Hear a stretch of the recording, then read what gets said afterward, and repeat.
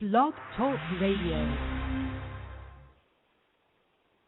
You are now listening to DC Radio.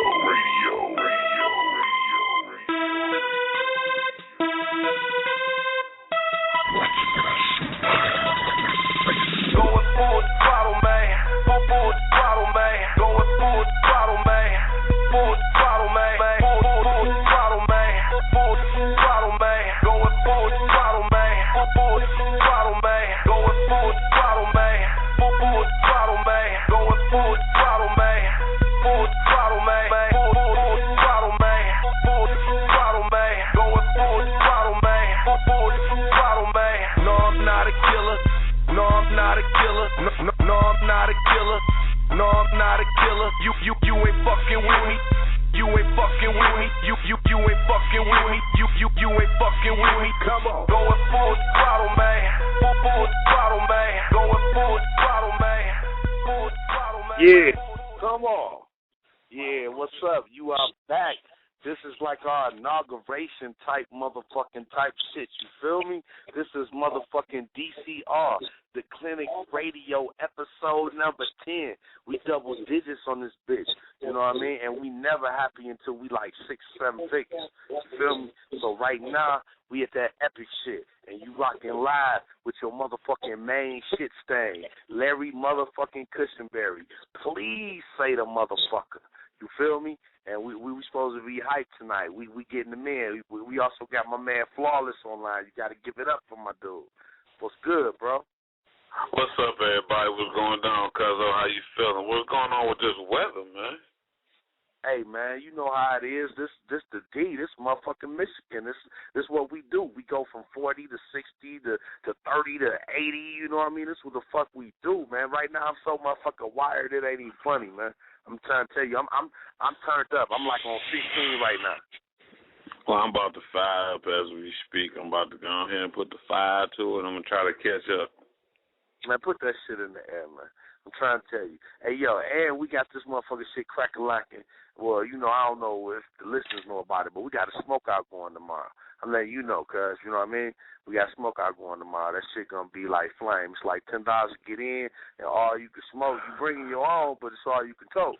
You know what I mean? And it's just going to be full. We're going to shoot some shit there. We're going to record some shit for the next show. We're going to get them in. You know what I mean? All right. That's what's up. For real. Now, this show, peep it. Now, this show, what we going to do, we going to holler at Angela Reid. She an author. She came up with a book, and I'm not downplaying her shit, not at all, because it's hype as hell. But what I'm going to compare it to is Think Like a Man. The movie, the book by Steve Harvey, she came up with like the woman's version. And it's not the woman's version because her shit is all original. She got real life, true to do shit in there and everything. You know what I mean? I'm just comparing it to that because it is a battle of the sexes type of book. It's called Never Let Yourself Go, With or Without Him. So when we interview her, that shit with or without him? With or without him. Never let yourself go. You feel me? Okay. You feel me? We're going to get off into that. I asked her, like, did you want us to do the little college prep on the bitch? And she was like, hell no. We going to go ahead and y'all niggas just rock live and we going to see what the fuck pop. And then we going to talk to the main motherfucking nigga. We going to talk to motherfucking DET HighTimes. And he going to tell us about how to cultivate weed. You know what I mean? He going to tip us on the motherfucking Strands, the shit that's popping with that, you know what I mean? And we going to get that motherfucking shit all the way cranking. We about to have some fun on this motherfucker. I'm feeling this. That's what's up. That's what I like about getting a variety of everything up in here. Mm-hmm. We got authors.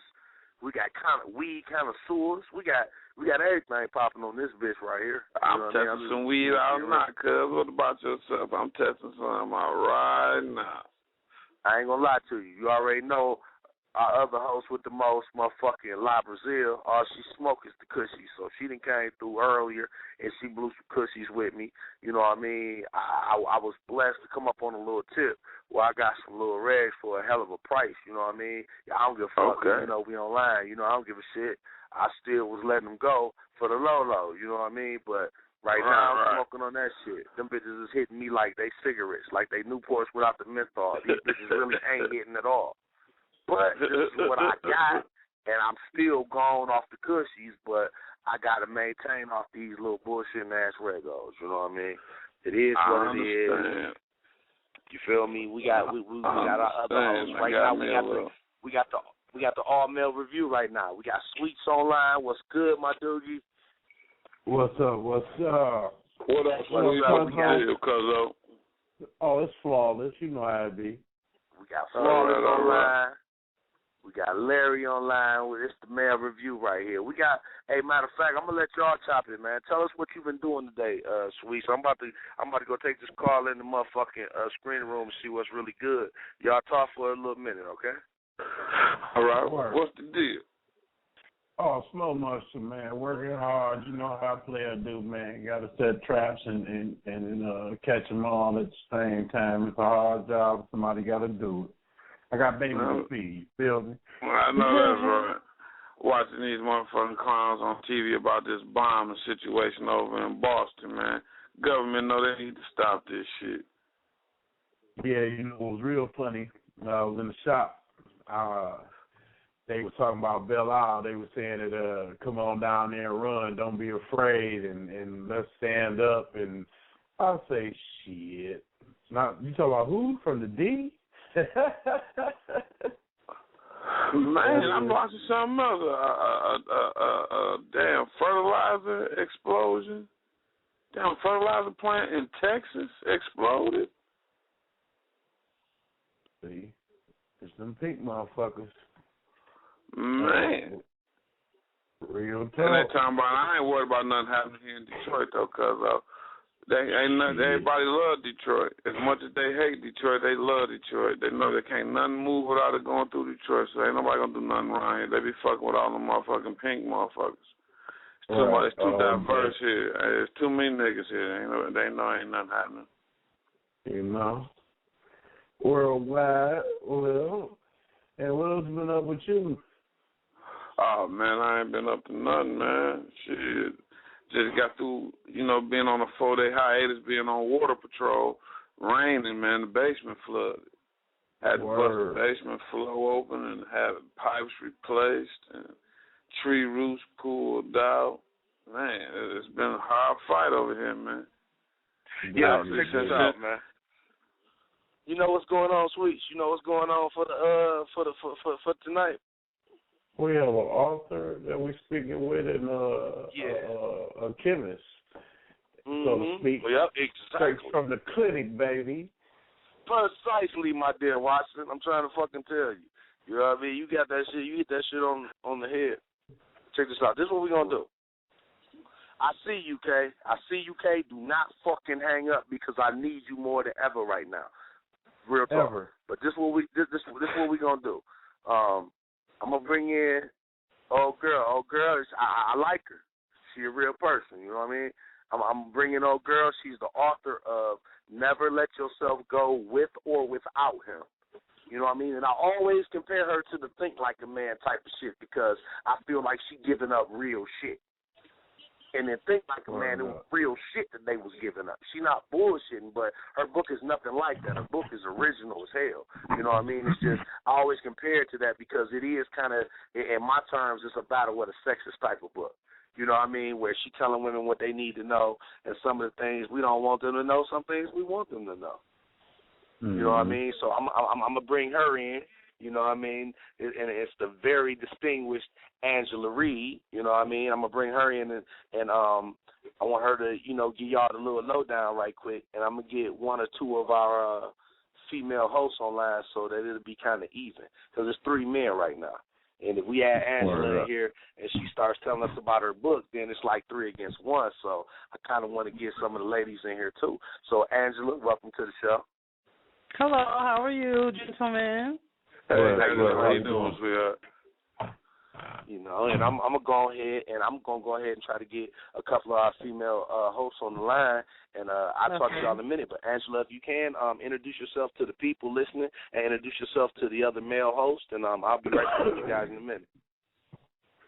Hello to all our online listeners. This is author Angela Reid, the author of the book Never Let Yourself Go With or Without Him. My book is actually, just a positive affirmation, humorous book, self-help for women. Just detailing how I want women to maintain their self-esteem, confidence with or without a man. And I want my readers to be aware, of their self-worth and embrace it. And I have written this book based on my real-life experiences, and I have my readers' best interests at heart. And I assure all my female readers that this book will be inspiring to you. You'll feel radiant, powerful, and please enjoy it. There's various thick chapters, throughout the book, just, embracing, just telling women, hey, just with man, just keep everything 100 about yourself. That's the whole concept, and that's what's up. So what's going on, gentlemen, tonight? I heard one of the gentlemen saying something about this Michigan weather. What's up? You don't like the weather here? Was that a Flo? Hello? Hello, probably Cuzzo. This sweet. It's like he probably spoke about the weather.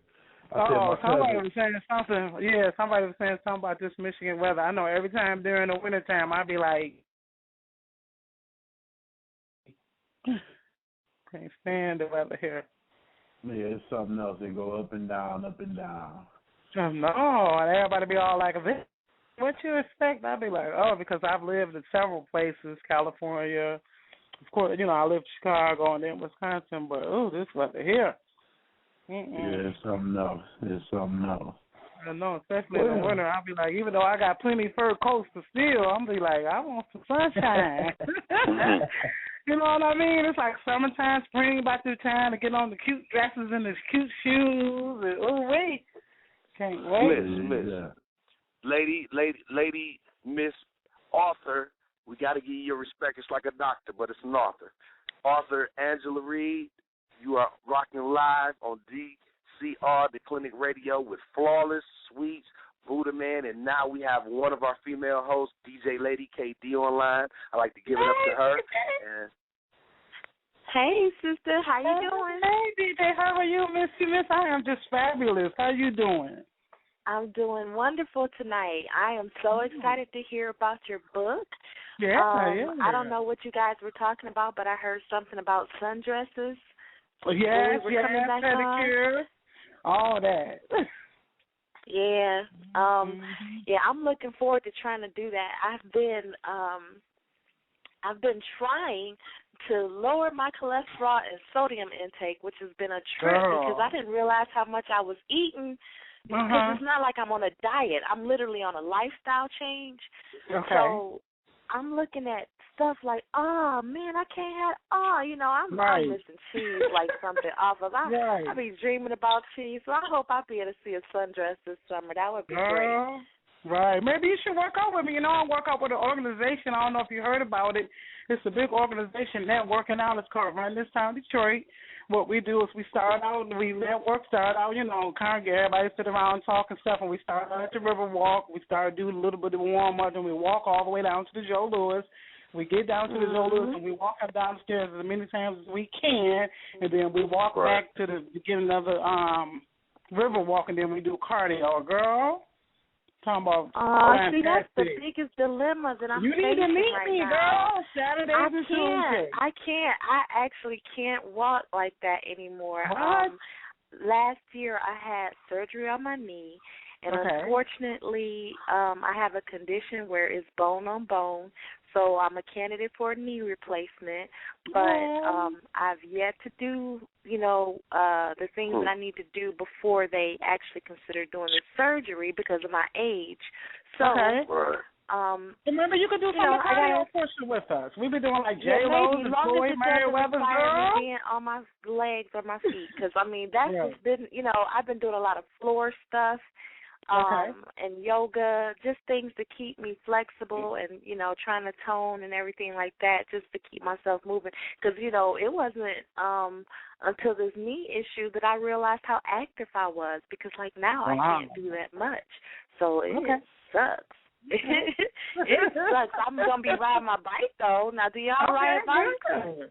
Can you do rollerblades? You can do rollerblades, skates, etc. No, because like that's same weight bearing is weight bearing. Anything weight bearing is it's like soon. Like when I go to Walmart and Myers, I'm in a little cart, and I be feeling horrible too because it's like Me too. Yeah, it's like.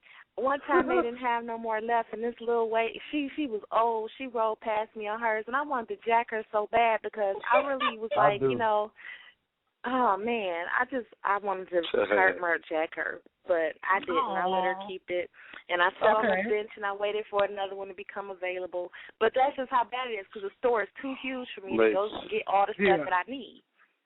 Ladies, Walmart is huge. Yes, we listening. I couldn't get in contact with La Brazil right now, but it was us 5 online. So we got 2 ladies and we got 3 guys. I'd like for you to tell us about your book, Miss Angela Reid. Oh, as I was telling some of the gentlemen, the 2 of the other gentlemen earlier, my book is a positive and humorous self-help book detailing how women can maintain their self-esteem and confidence with or without a man. I want my readers to be aware of their self-worth and embrace it. I have written this book based on my real-life experiences. I also have my readers' best interests at heart, and I assure my readers this book will have you feeling inspired, radiant, and powerful. Please enjoy it. I'm just going to name off a few of my chapters. I have 20 chapters in the book. It's real short and sweet, straight to the point. I didn't sugarcoat. I ain't put no salt on it, nothing to season it the way you need to season it and take it for what it is. Some of the 20 chapters, just to hit on a few of them. The first one, I'm telling females to love yourself. You know what I'm saying? Love yourself first and foremost. The second chapter is look good all the time. Even if you go into Walmart, as Lady DJ says, she could go to Walmart. I'm like, look good when you go into Walmart. You know what I'm saying? Right. Without no damn house shoes on and a rag on your head. Look good. Take pride of yourself. Right. And then I'm saying, chapter number 3, I'm saying, have a life. Don't let your life revolve around another man. Because a lot of times I used to watch the basketball wives, and they, a lot of them feel like that they was nowhere without their basketball husband name. And I'm like, seriously, girl? Look, you was born by yourself. You're going to die by yourself. Have a life. And then number 4, I'm saying, never sweat a man. Just chase women, please. A man that finds a wife finds a good thing. That ends that chapter. You could go into that. That explains the stuff. And then I'm telling women, number 5, I'm saying screening practice. Learn how to screen men before you take on, they be ready to move them in, and you don't see if they on any type of game. God. You should be able to recognize game a mile away and be able to. It's up to you if you want to play along with them or nip it in. I think I want to recommend the men to read it too, though, because they need to be helping themselves on some of them subjects as well. But go ahead. Right, but a lot of men. I'm saying that a lot of men. My concept on this. If you have an open mind and think outside the box, think outside the box, you could take something from my book and really be like, wow, she was really telling it like it is. It's just a touch base on the men. I'm saying you got to let a man be a man. That's chapter number 8. I'm telling women you can't be no man. All you can do is just be the woman that you are and let him be the man that he is. And whatever his character is, just don't let that affect you in a bad way. That's what I'm saying. Never let yourself go with or without him. Stand your grounds. Be firm and stern. If you look at Obama and Michelle, gorgeous. She's standing right behind her man. She got her career. She's gorgeous. She's taking care of the kids, and that's what I'm saying. That's the advice that I'm trying to give women. And then I'm also telling women, you got to be a woman. Be the woman that you are, with or without her. Don't let the man down. That's my favorite comment. I'm saying stand behind your man, and I'm like telling women, stroke his ego. Be there for him. Don't put him down. Just be stern, and just be there for your man. Like, just let me see. Let me go on to another chapter. Let's see right here. Make sure he takes you out before there's any type of intimacy. You can have men to be all they want to do is just jump right in bed. Like with the inboxes, I get inboxes all day long, and I have to be chopping them down like boo. If you're not trying to wife me, ain't nothing going on. Keep it moving. Stay out of my inbox. So I'm just telling men, just that, and then I'm just saying, right, be charming, be happy to hear from him when he calls you, and I'm telling women know when to call him. Don't call, sweat, text, all that type of stuff, girl, bye. Just, what I'm saying, just not maintain your femininity and just know how to, Just, girl, the 20 chapters is real good right now. My numbers is doing good on Amazon as far as my ratings, and as far as right now my category is up in the thousands. To the point Amazon just paid out last month, and I'm waiting to actually print it. I'm actually having my book going through a reconstruction, a rephasing. So once I get that going, I'll be having the stores, and I'm opening up. I'll be selling my books, T-shirts, bracelets, all that, girl. I'm all about just women. I'm all about women's self-help and women's self-esteem. Please know who you are. Know your self-worth foremost. Please know your self-worth foremost, regardless. That's all I'm saying, y'all. And we can rip it and go from there. I am so pro that. I think you can't love nobody, and this is for everybody. You can't love nobody else until you love yourself. And sometimes, you got to learn how to love yourself, because we all have all different types of backgrounds and stuff, upbringing. And sometimes, you end up with some injuries along the way that damage your self-esteem, your self-worth. You may not feel worthy, and you don't fix on that, and you end up carrying those same problems that were never resolved in childhood into adult relationships. So, I want to read your book right now. Yeah, definitely. I really do. I would actually like for you to get a printed copy once I think the end of this month. I should be having those ready to go, because, girl, look, they already sold out. I got buyers already bought my printed copy. I got to deliver to them. But I'll get you a copy. Put my name on the list. Sign it for you. Sign it for you. Yes, definitely. Yeah. So, do we have any gentlemen that got any questions? I mean, come on, I'm here now. I'm waiting to hear. I was intrigued by some of the titles of your chapters. Name number 5 for me again. Number 5 was the screening process. Right. I like that. Okay. I advocate paying attention to eye movement, body language. Okay. Cleanliness of the house, the car, fingernails. Ooh, right. You been looking at all that. Oh, man, you got to pay attention. I mean, because at one point in time, you're going to have to look and see if it's something you're going to have to be bothered with once the money either get better or worse. Because everybody, they have a fixation on security. Security ain't all what it's cracked up to be, If you're going to take care of yourself and that person going to take care of themselves, that's going to be taken care of. But am I going to be wanting to be bothered with your nasty ass got on Tuesday, panties on Thursday? You know what I'm saying? Exactly. They crazy, girl. I see. So nasty. I mean, you understand what I'm saying? So, at the end of the day, it's like, okay, how clean is the car? How clean is the house? How is this? How is that? Can I tolerate this? Am I able to wake up without her having to go brush her teeth all the time and washing up before I wake up? Can I just wake up and roll over and have a conversation? I could take the crust and but then do it make you worse, or do it, don't affect you. So certain things other than the security aspect in the screening process is more or less a key factor in trying to find somebody to be with and spend some quality time with, not just sometimes. Okay. I got a little saying I like to kick around all the time, and I tell people to quit doing permanent things with temporary people. Okay. Oh, yeah. I know that's right. Yeah, I love that quote. I do. Because we make that mistake a lot. Yeah, in the interviewing process or analyzing process, you got to keep that in mind. If this ain't somebody you thinking about making something out of, why waste your time with them if your true focus is being tied down and working on a common goal? If you still out here playing, it don't matter what you out here doing. Right. Or who you grabbing. It's a temporary process anyway. But when you're doing permanent things with people you ain't got nothing in common with, you wasting everybody's time. You're very counterproductive. Exactly. I know that's right. Just spinning your wheels and going nowhere. Nowhere fast. Wow. Okay. So that's the only chapter you wanted to elaborate on? It was another one. Name the first 3 again. Name for one. First 3 is I'm telling women to love themselves. The second one was look good at all times, and number 3 is have a life. Okay, keep going. Happy life. And then number 4 was never sweat a man. And I'm telling women, never chase him for what? Because this is my concept on that. And I started out the chapter telling women, never sweat a man. Don't chase him because technically you should be preoccupied with the ones that's chasing you. Why should you chase somebody that wants to, you know what I'm saying? I can feel that, but you can't control what your heart likes. But you have to say, you can control what your heart likes. Don't chase them, meaning if in order to chase somebody, they got to be running away from you. Right, and 9 times out of 10, they ain't going to get much of that, but I understand the concept of what you're saying. Mm-hmm.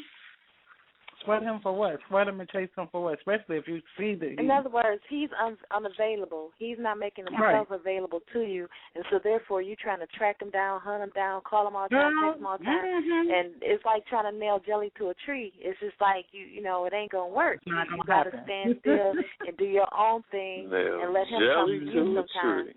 I know that's right. I heard that jelly to a tree. Only in the clinic, baby. Only in the clinic. I know that's right. I gotta take my back. Another other chapter was duty date. I'm telling women to date with the purpose. You know what I'm saying? Just don't, you know, when you go on a date with a gentleman, you have some dates that are good, some that are bad, and some that are just like, oh my God, I'm ready to go. But that go back to your other little chapter when you do your analyzing. These are what type of manners they have. Motherfucker eating a salad with a spoon. You like, what the fuck? Right. Oh, my God. Right. Yeah. Oh, come on a date. Oh, my God. I've had a guy that came on a date that was literally just like dirty, all type. I was like, oh, my God, for real? I was like, I actually got up and I said, oh, girl, could you please text me like right now? I had to call and text one of my girls like, could you please text me so I can go? I mean, at least come to a date looking presentable. Your first impression is that's the most everlasting. Be like, wow, I want to go on a date with him again. Oh, my face telling me. I swear, Alexander, Brie, all that type of stuff. You know what I'm saying? If you come on a date.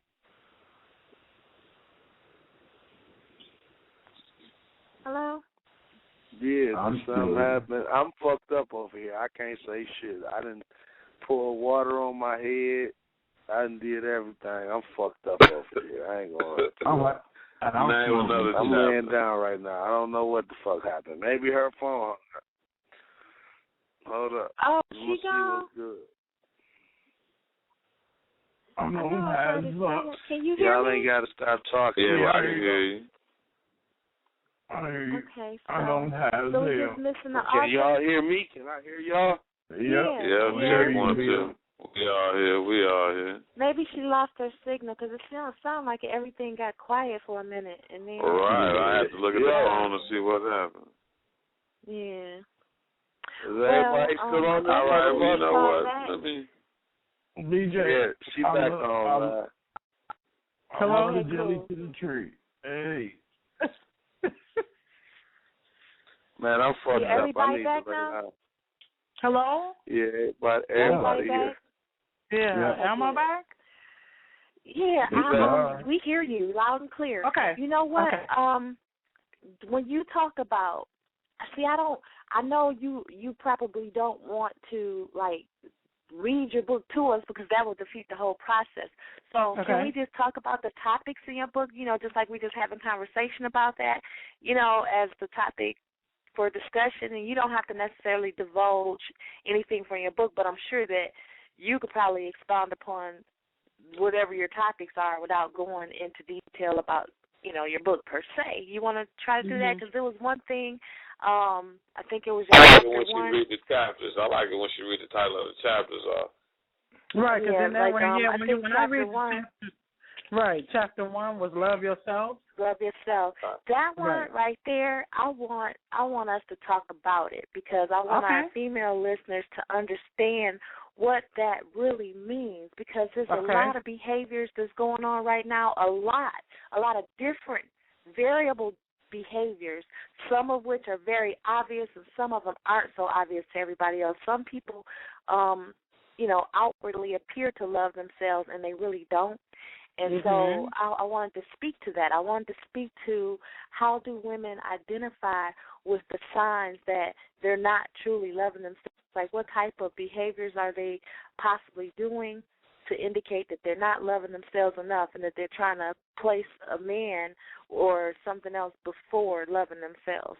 Well, when you look for validation, right, when you having validation, when you feel like you need validation from anybody, mother, daughter, dog, cat, whoever, when you feel like you need validation from somebody to know that you know what I'm saying, to realize that you should love yourself regardless, then you don't really love yourself, because you're going to love yourself regardless of what somebody say about you, period. I mean, that right there is solid, solid like concrete, not going nowhere. You have to love yourself regardless, because people are going to criticize, people are going to talk stuff, people are going to do this, that, and the other, and if you are, to me, so much in a relationship with somebody, and then they just all of a sudden just drop you like a hot potato for somebody else, you still have to stand firm and be like, you know what, I still love Angela Reid. I don't care about Joe Blow or whatever, et cetera, or whatever the case may be. You just still have to love yourself firmly, because people are going to throw blows at you like, oh, who you think you are? You're not all that, or you still have to love everything about yourself. You know what I'm saying? Regardless of past hurts,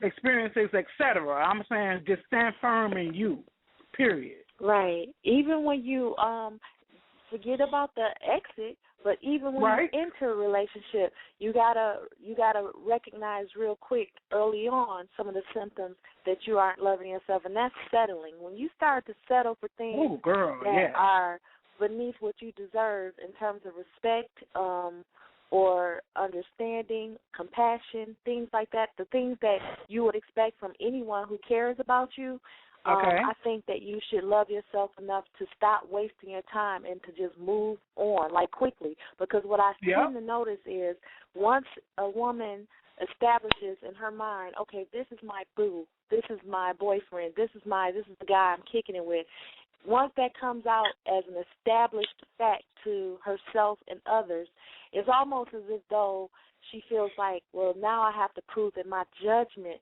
is good. And and that's the whole thing. It's like we'll sit up there and waste time with people when these red flags are going off, knowing that they're not worthy of our time, because we don't want our judgment to look weak. But what I need for women to realize is we all make errors in judgment. That's the whole part of learning a person. You know, you're going to think a person is nicer or better than they are until the true colors come out. So don't beat yourself up and feel like you have to continue to be abused or continue to settle for anything that's subpar, just because you didn't allow yourself time to get the person, get familiar with them. You know what I'm saying? Once you get familiar and you see that this person is a jerk or he's an asshole and you wasting your time, just flat out cut it off and keep it moving. Because the wasted time is going to damage your self-esteem more. And that's usually how that happens. The more time you waste in these useless, dead-end, or unfulfilling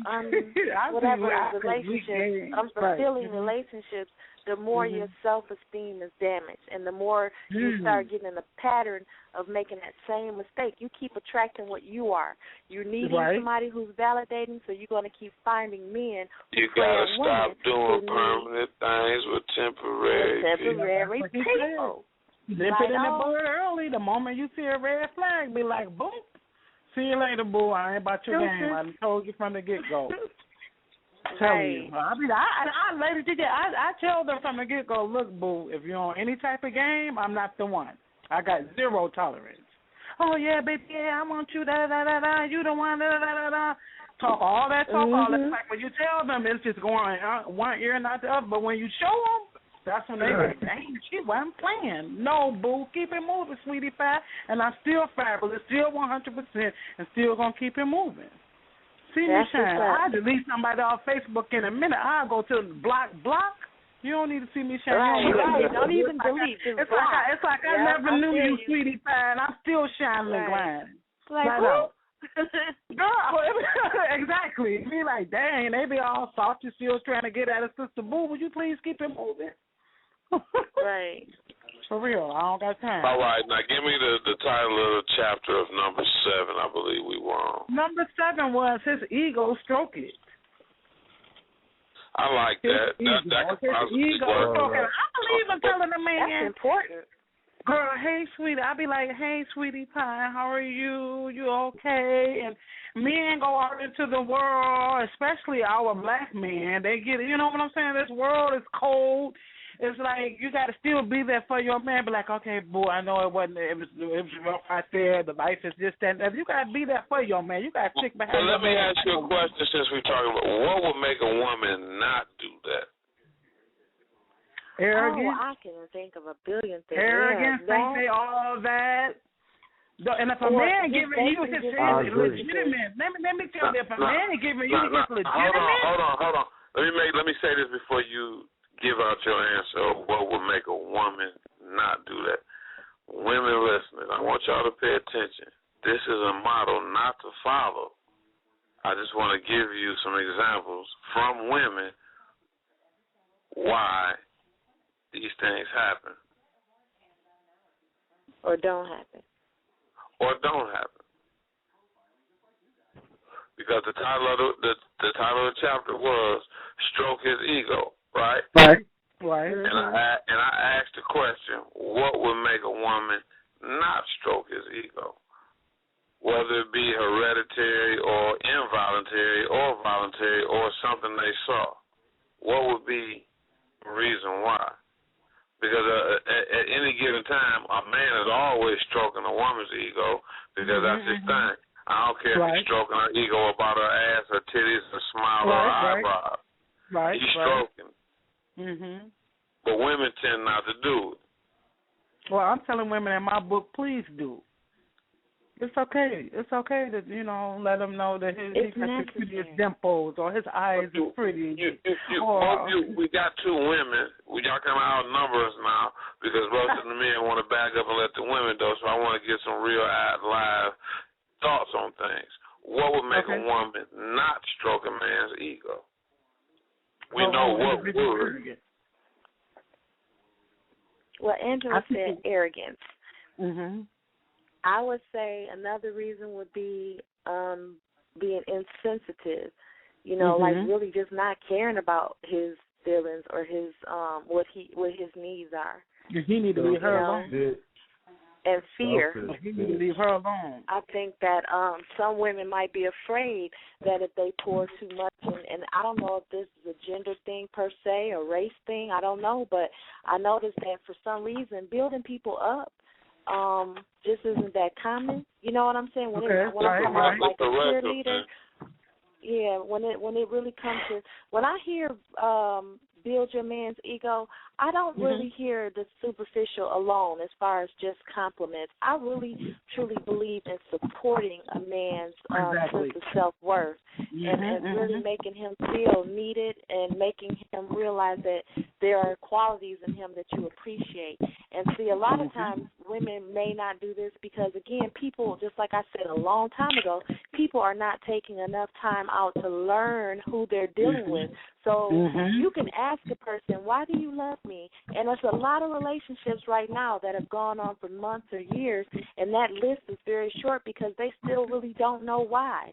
You know what I'm saying? They really don't know what their partner's strengths are. A lot of strengths aren't even being shown. They're not being brought out by the other person or the person or themselves. Right. And they're not being acknowledged. Right. So it's like it's a whole lot of dynamics going on with the fact that, people in general just aren't building each other up. But when it comes to a woman not doing that for her man, I also think it's a lack of example sometimes because there are so many women who have grown up in households where there were just single parents, and so they don't know how. They've never seen it. They've seen either mothers who are very overly self-sufficient and independent, or they've seen women who are overly dependent on men, and the only time they do the stroking of the ego is to get something in return.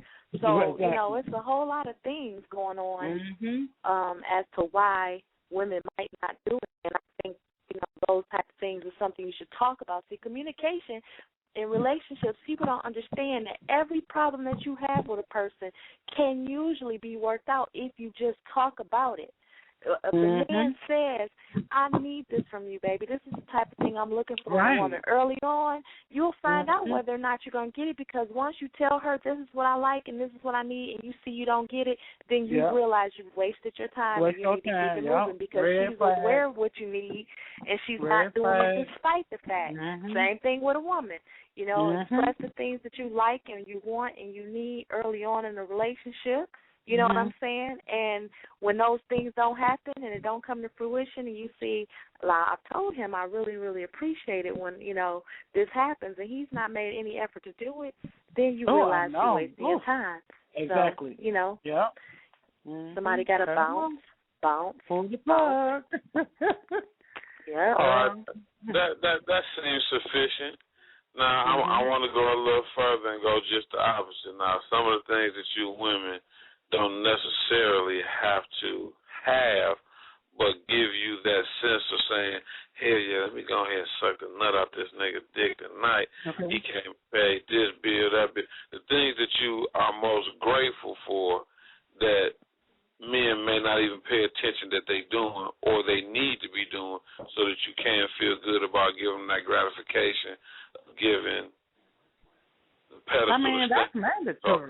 The sucking the nut off the, you know, I mean, if you have a man and y'all together, that type of stuff is mandatory. You know what I'm saying? Sure. I use that's that. on a mandatory thing. I use that as a measurement for the thought of the conversation. It don't necessarily have to be sexual, but I want to keep it in there, but also as the aspect of being grateful of actually fixing a nigga plate and making it look decent on the plate. Like breakfast in bed. Put love in it. I mean, anything.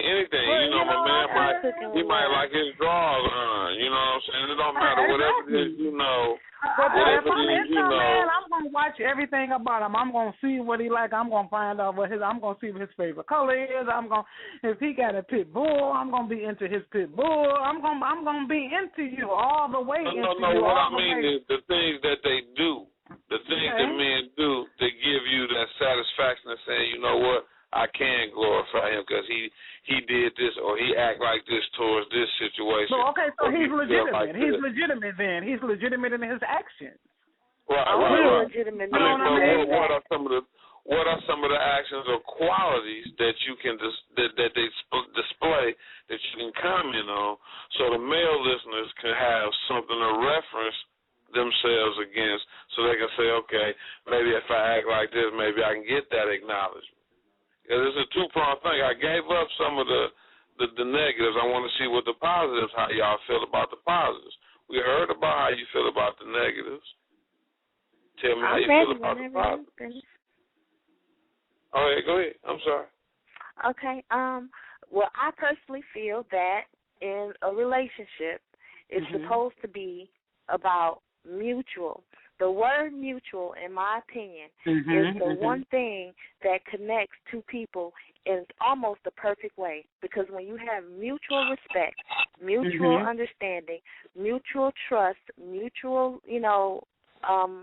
love, or mutual, when all these things are mutual, felt both ways, he's going to or should be doing things that he knows about you that you like. So if you're simple, like I'm simple, it doesn't take much for me. Being thoughtful about the things that are important to me, remembering some of the things that are important to me without me having to say it. I look at that and be like, oh, that was so cool, me too. You know what I'm saying? Little things as far as remembering how I like stuff when you go pick up food from the drive-thrus, like specifics, like I like my cheeseburgers cut in half, plain, no pickles. You know, remembering that kind of stuff early on. It's just little signs. It's like I always say, it's the simple things in life that add up, because you can do simple things every single day, all day. So if you're doing simple things every day, all day, that's showing a genuine a genuine desire to want to please me. So if you have a genuine desire that shows that you want to please me, then I'm going to have a genuine desire to want to please you in all the ways that I've learned please you. So if you like your plate made a certain way, if you like your you like your shit sucked a certain way or whatever, all these things that please you, that's what I'm going to do, because it doesn't have to be in any kind of order. It doesn't have to be you do this first, then I do that. But I'm answering. Stop, y'all. I'm fucked up, but I thought I heard some shit. I think I heard Lady KD say if you like your shit such a certain way. Oh my God, that shit woke me up, dog. I really slid that in there really quick, but I'm just saying, speaking for women. I'm the voice of American woman right now. I'm not necessarily speaking on my own personal business. That's some bullshit. That's some bullshit. But that's pretty much how I think that should work. That's how I think it should work. I think it should be about showing each other. Exactly. In different ways, in personalized ways. In other words, the things that you did for your ex, they might not please me. So don't try to come with the carbon copy list trying to do everything you did with somebody else. Because I'm going to notice that you're not doing that based on who I am. And you're not paying attention to who I am. You're not getting to know me. When you start showing me that you're looking at me, I'm going to show you I'm looking at you, too. I know what you like, too, and I know you like it when I do this. You know what I'm saying? I'm not going to do the same exact thing. I mean, it might be some similarities because it's just similar. You might like that thing I do, though. You know what I mean? I might have to change it up. That might be my signature move and shit. It ain't got to be her. Yeah, but see, that's what I'm saying. That signature move is cool, but I'm just talking about the little, remember I said the little special things that you know, that show me that you're noticing who I am and you're learning me. See, that's that whole getting to know each other thing. When you show me that you're getting to know me, when you take interest in what I care about, even if it's a charity. Say, for instance, I got money like that, and I'm involved in charities, and you come to me with a brochure and say, you know what, I didn't know exactly if you already knew about this, but this one right here looked like something you'd be interested in. That right there is so minute. Yeah. But it will show me that you've been listening to me, and you know that means a lot to me. You see what I'm saying? But that Larry lumbar might get you. You might not need all that. Huh? The Larry lumbar might get you. You might not need all that. Yeah, but see, again, those type of things are so easily replaced. It's the special things that matter. A dick is a dick is a dick. Everybody ain't Larry.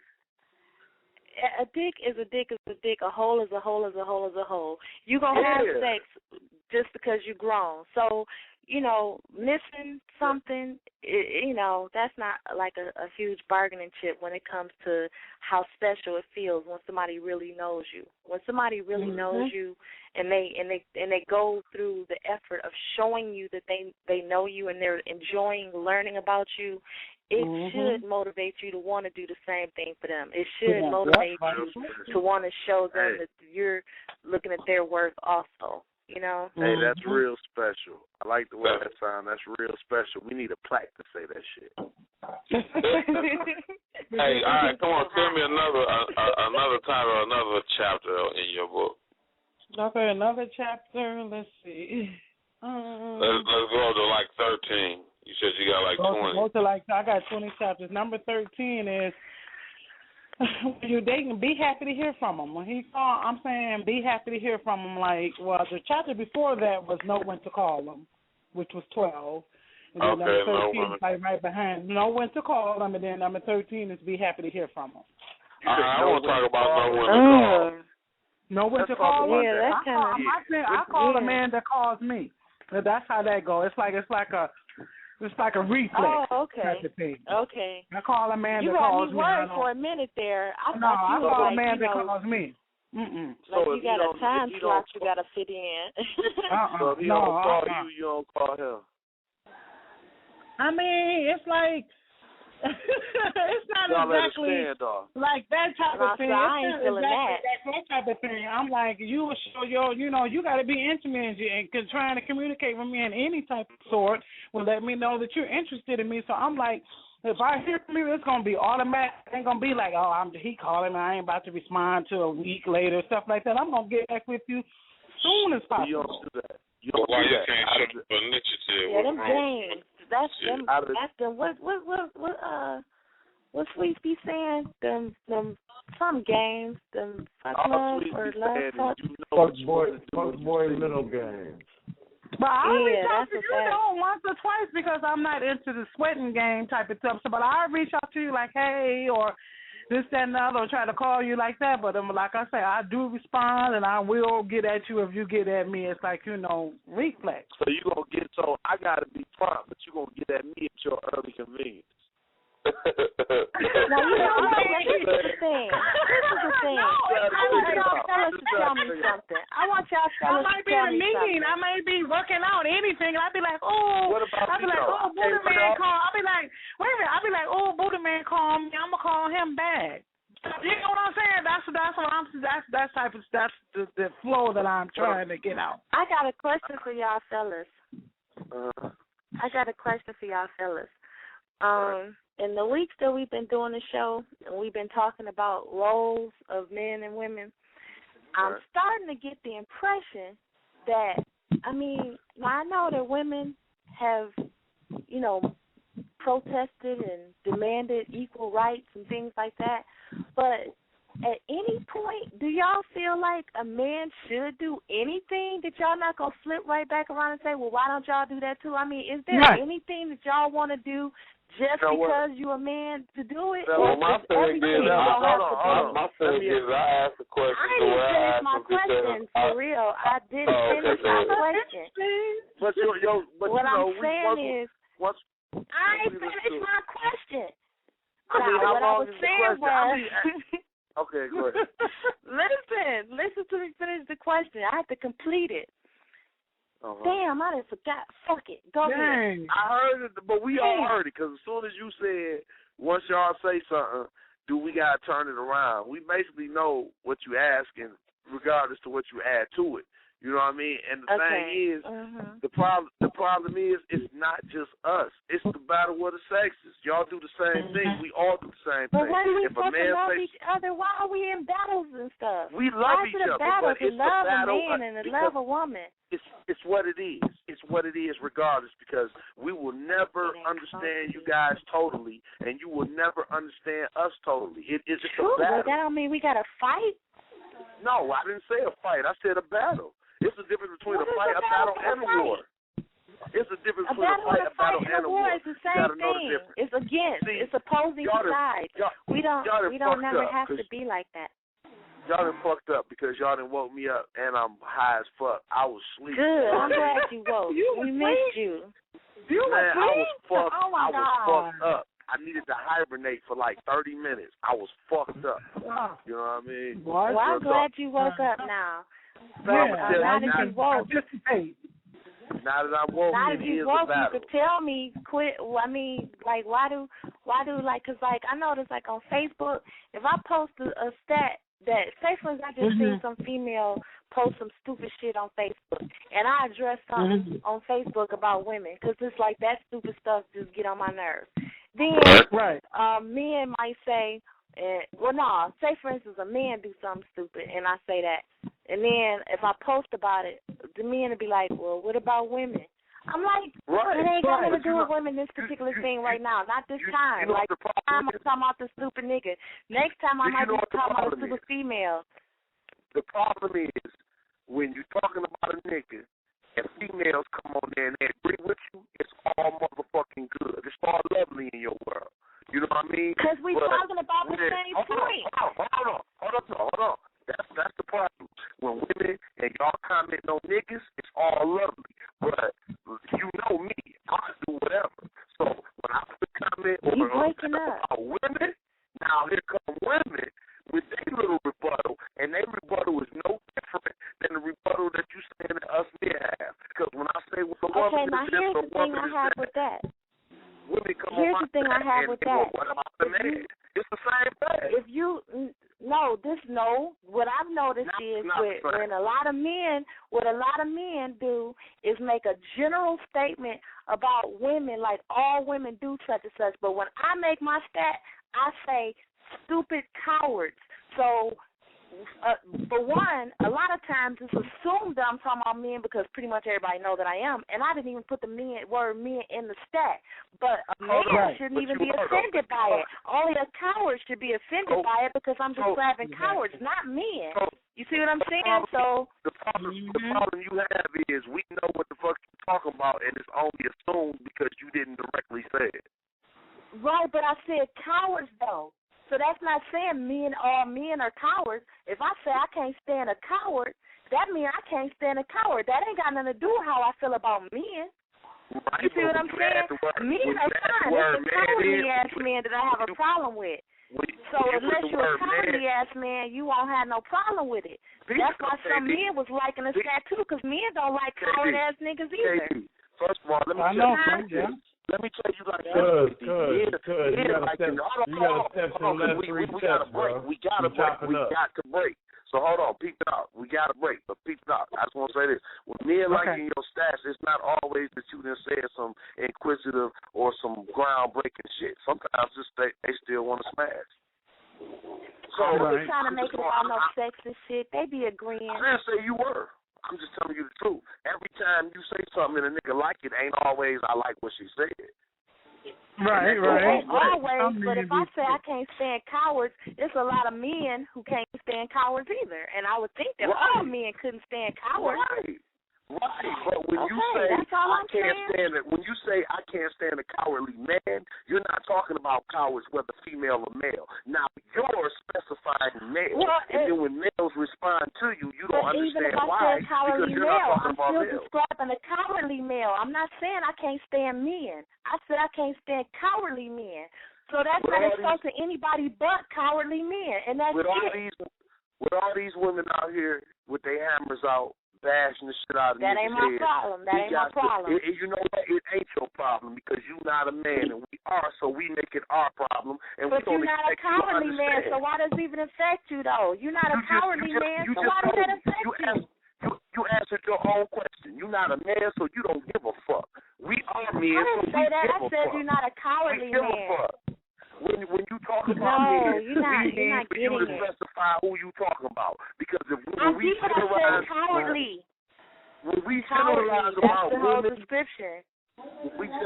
about women, you guys come up and you try to correct us. There's no difference. The only difference is you say it and you feel a different way.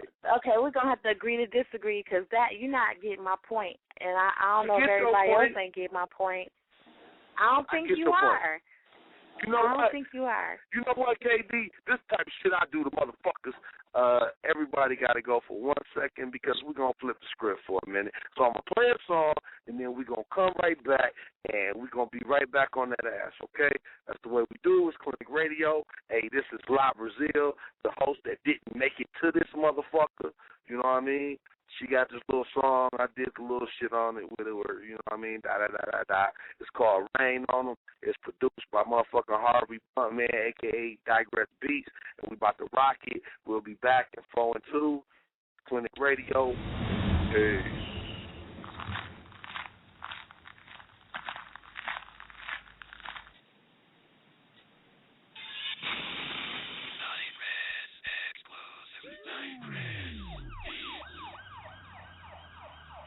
I done told you already.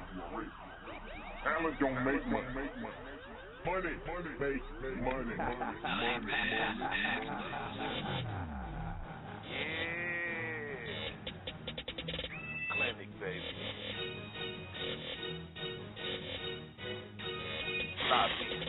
Let's go.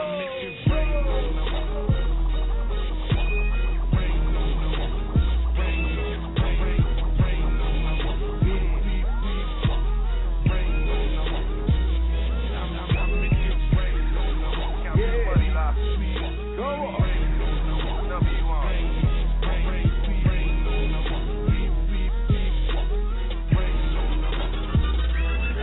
I make it rain on on them. Every day on the grind, I keep it shining on them. I got money on my mind. Bitch so bad, I keep a heart on them. Bitches hating all the time, I go retard on them. Like I'm stupid to what you saying, bitch. Shit be funny, cause they ain't saying shit. Smoke good, fuck good, I can't fight it. Addicted, got it bad, sound a cushion dick. Got it swagged out on them, I'm swagged out on them. Every time you see me, I'm Gucci bagged out on them. I'm swagged out on them, I'm swagged out on them. Keep up with a bitch, a pound on them. Cashing out everywhere we go, we deep. Money game so cold, put your ass to sleep. You ain't never fucked with a bitch like me. Brazilian green eyes with the tightest pussy.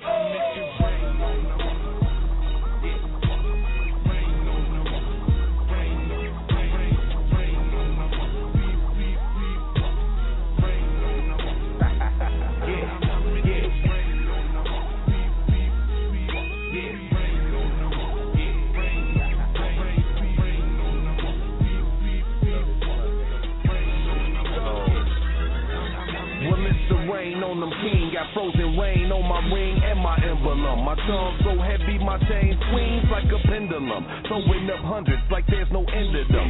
Broke cats, we ain't no kin to them. Bring it back to that Brazilian that raps. She got the cats eyeing us and chicks that wanna slide with us. Ayo, live, fire up. We heavy in this game. I need kush blunts, I'm wired up. I'm drinking with me straight with red stripe, but I ain't high enough. I'm swagged out on them, ain't no denying us. I'm looking for a groupie to do me, cause I'm just trying to fuck. So where that rat chat, with that fat cat, hop in that black lag, I'm trying to smash that. We popping bottles, spinning green, spilling everything, showering everyone under me, from the mezzanine. Lion Buddha man, we the head honchos, and when we turn up, you niggas better get your ponchos. Yeah.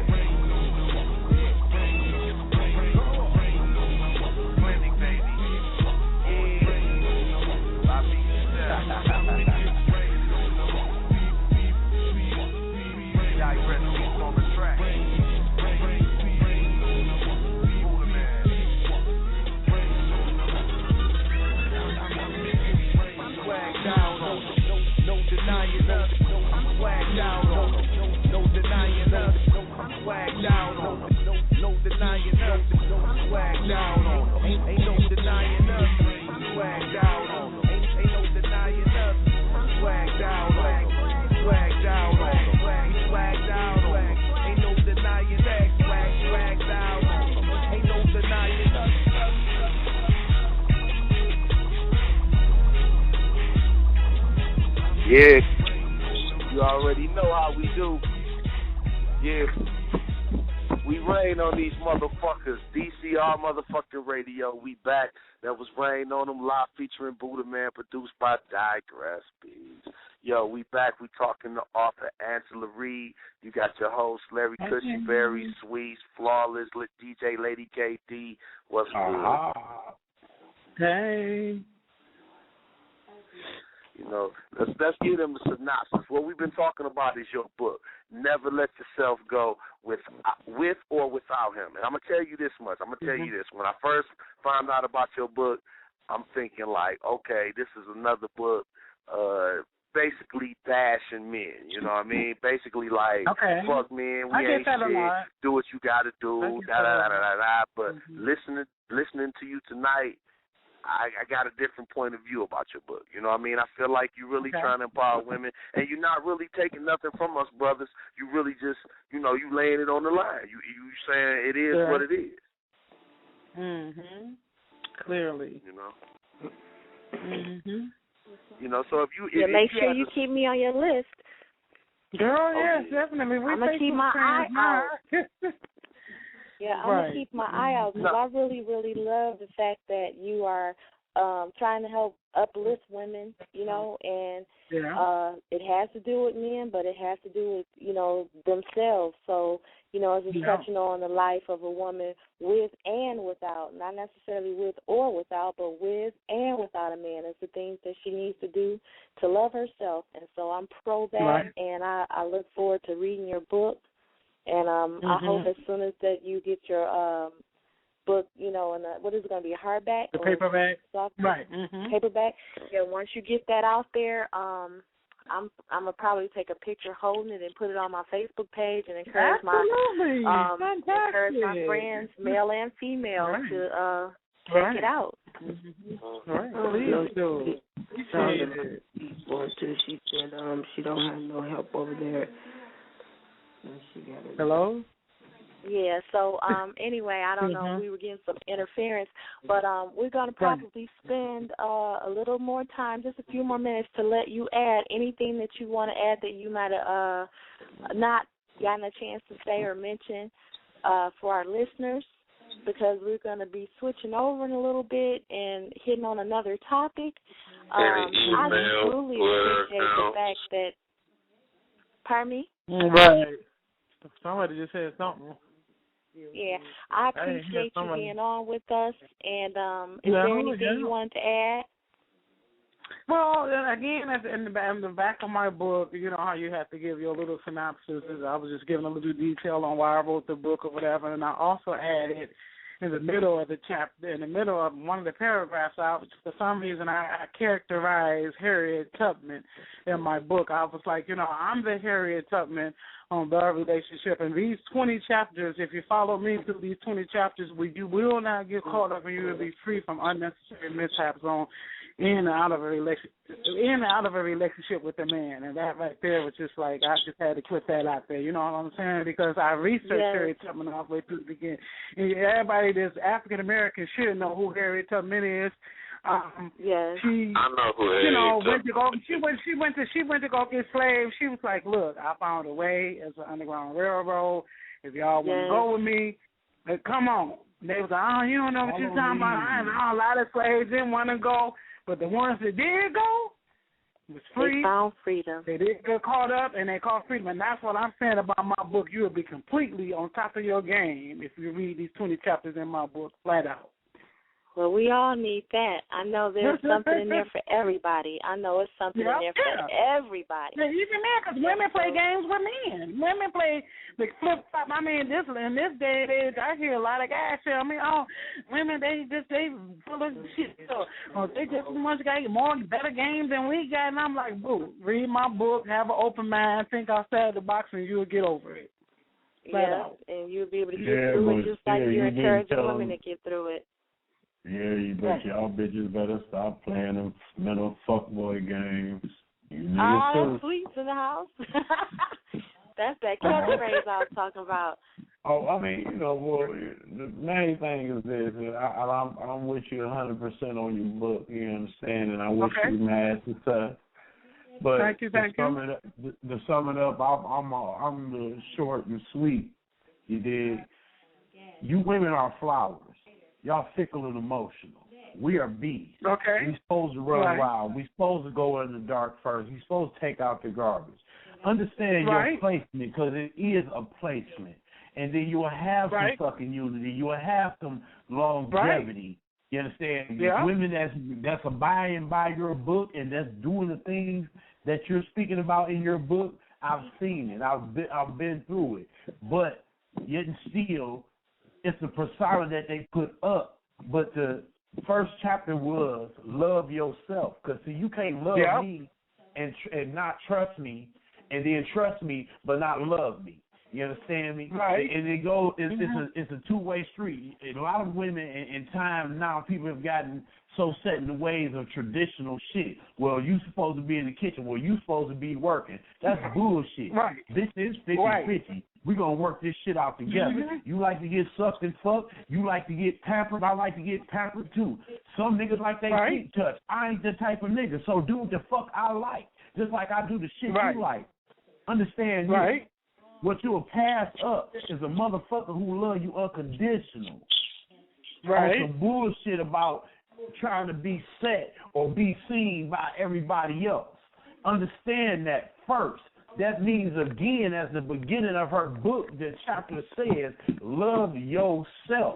How the fuck can you do anything and take any step before anything happen if you don't love yourself. That's the first thing when you open your eyes and realize that you breathing, you got it all 5 senses, all 5 limbs. And we learn from women off rip. Understand that, niggas. You understand me? Right. And women understand that, again, as you said about stroking the cat's ego. Well, right. I don't move without you. If you don't tell me I look good or the cologne smell good, I'm not going to rock that shit. You feel me? So right. I need you, right. just like you need me. Right. It's a give and take. It's a pull-push. Understand your placement. So that's what her book is pretty much telling you, and I'm interested in looking forward to it. It's a blessing. Okay. You understand me? And hopefully we've enlightened worldwide from your perspective and my cut short sweet shit. Aha. All right. Is Flawless, are you still there? Yeah. I don't know if she said. You say yeah? I hear somebody talking. I know. Who is anybody on speaker? I hear a television or a conversation is going. Speaker. I know.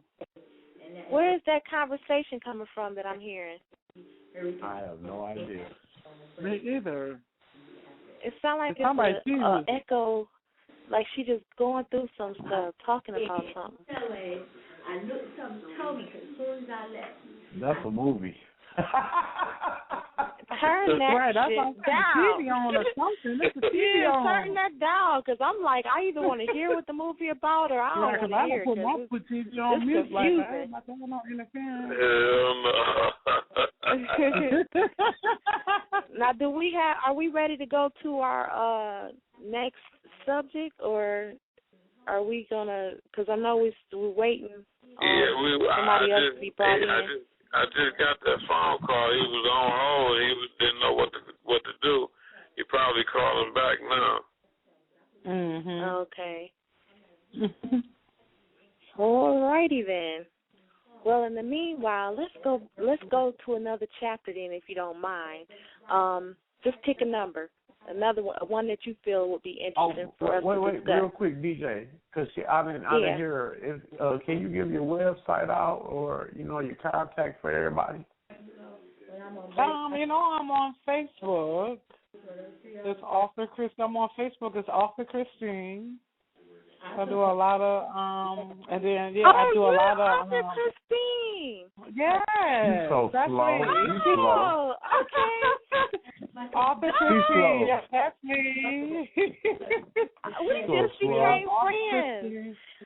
Right. But she said Author Angela Reid, so I didn't put the two and two together. I do have an Author Angela Reid fan page, and then I have Author Christine, which is like my regular page, and I just post a lot of stuff. But now I know who you are, though. Yes. Okay.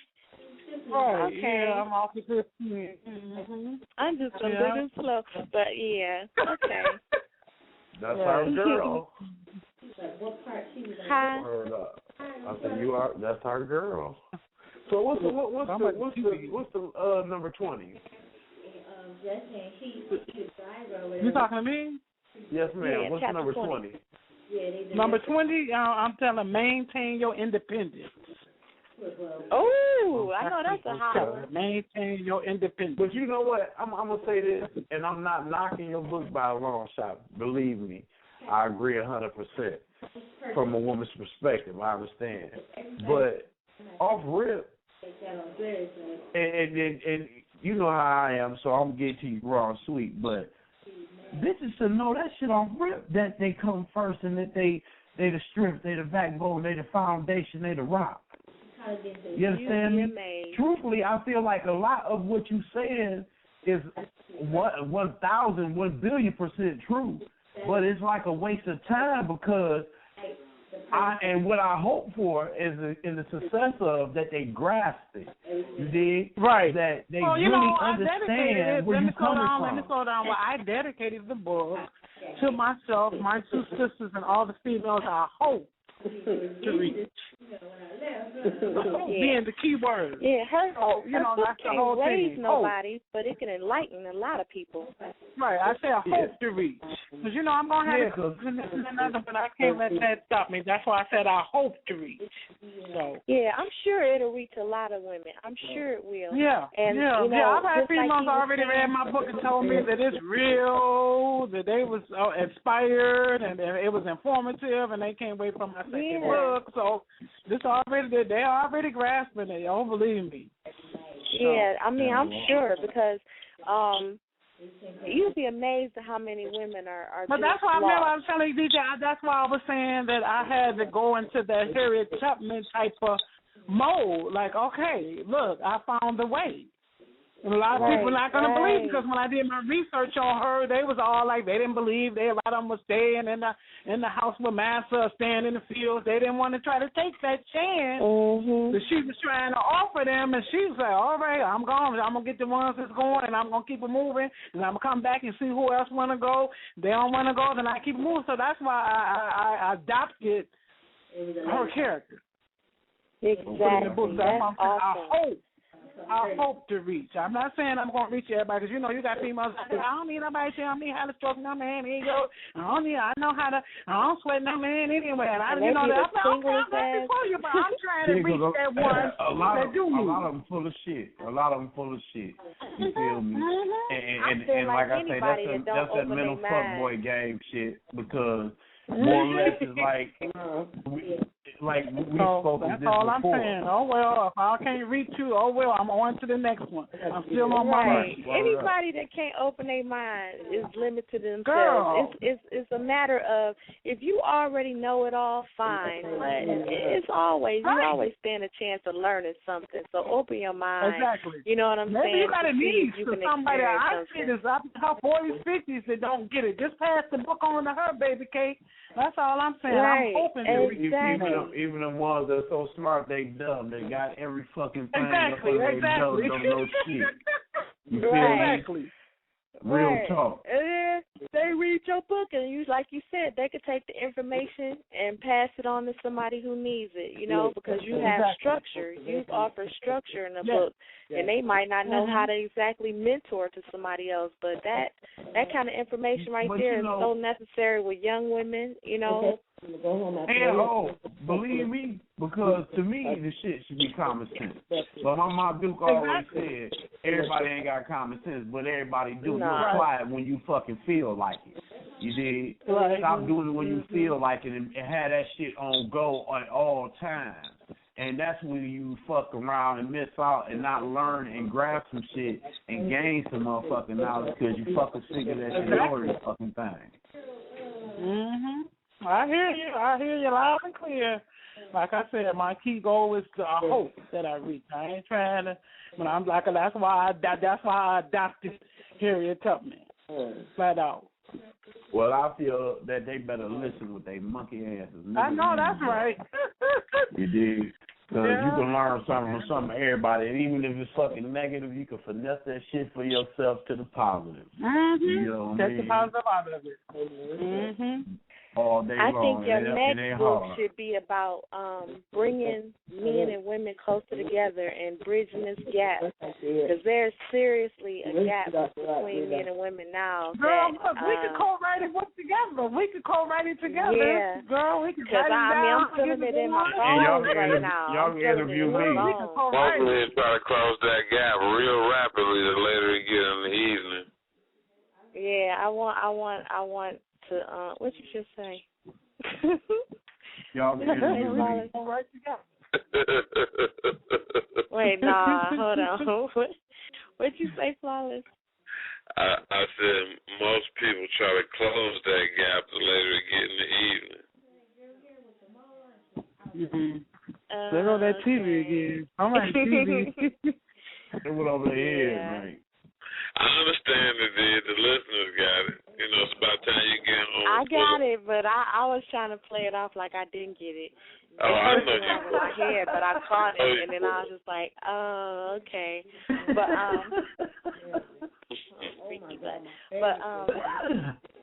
Nah, we need to let me find another way to rephrase this.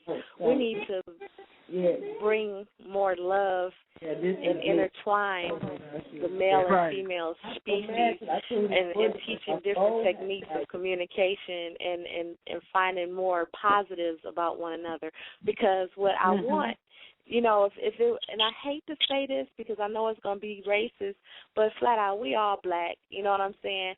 And I got love for my brothers and sisters, so I'm just going to keep it real. But what I really, the reason I'm so fervent or so hot, or the reason this grinds my gears so much is because I want our people to stick together, and I feel like men need to stick together, women need to stick together, and men and women need to stick together of the black race, because if we don't come together, we are going to continue to deteriorate. We are going to continue to see our race suffer, and it's that important because our kids are seeing these examples.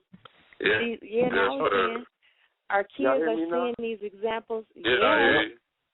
Our kids are seeing these examples that we're not loving each other, and so therefore, how can we expect them to grow up and learn how to be endearing toward one another? How can we expect violence to decrease when nobody's loving themselves and each other? You know, and they got to learn from us. You know, we got to get rid of this hatred and animosity and learn how to talk about our pain, because I think that's where the anger and the animosity is coming from. I think it's coming from a lot of pain, and that vulnerability that people don't want anyone else to see is masked by anger.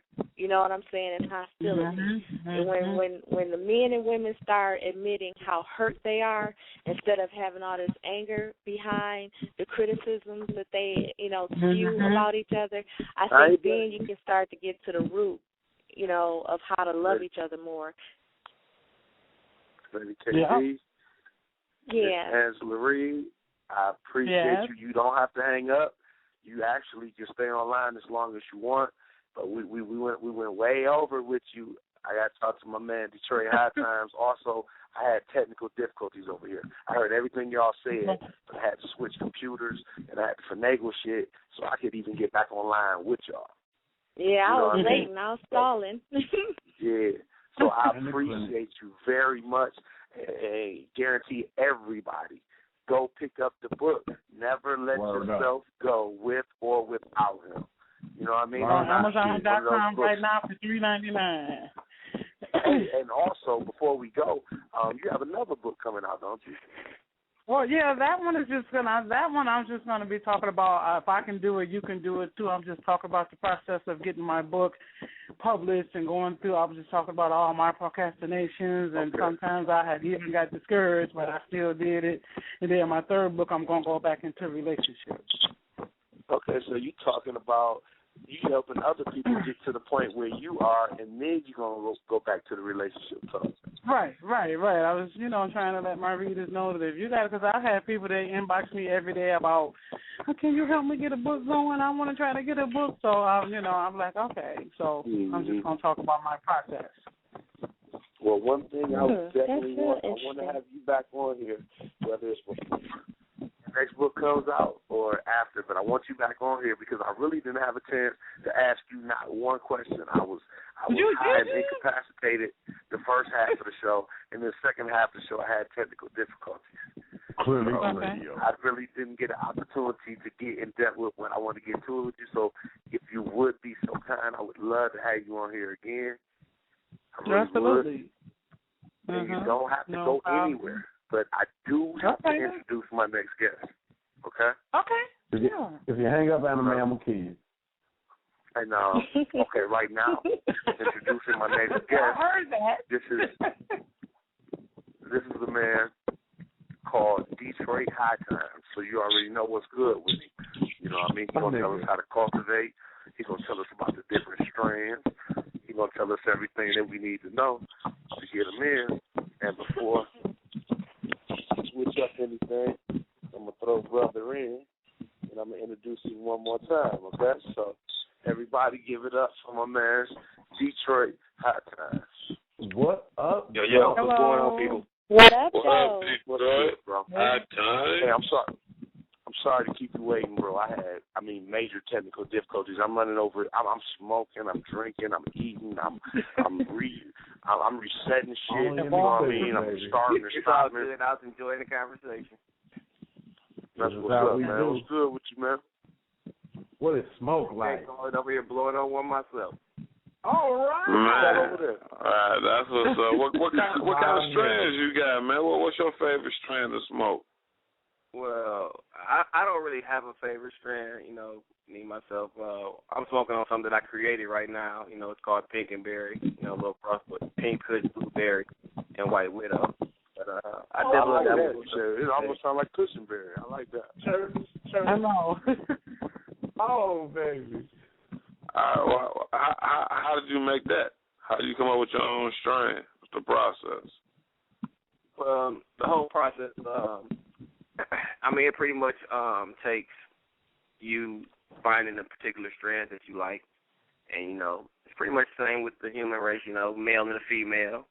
You need a male plant and a female plant. The female plant is what makes the seeds, what creates the seeds. The male is what pollinates. You can't get anything from a male plant but some pollen. Mm-hmm.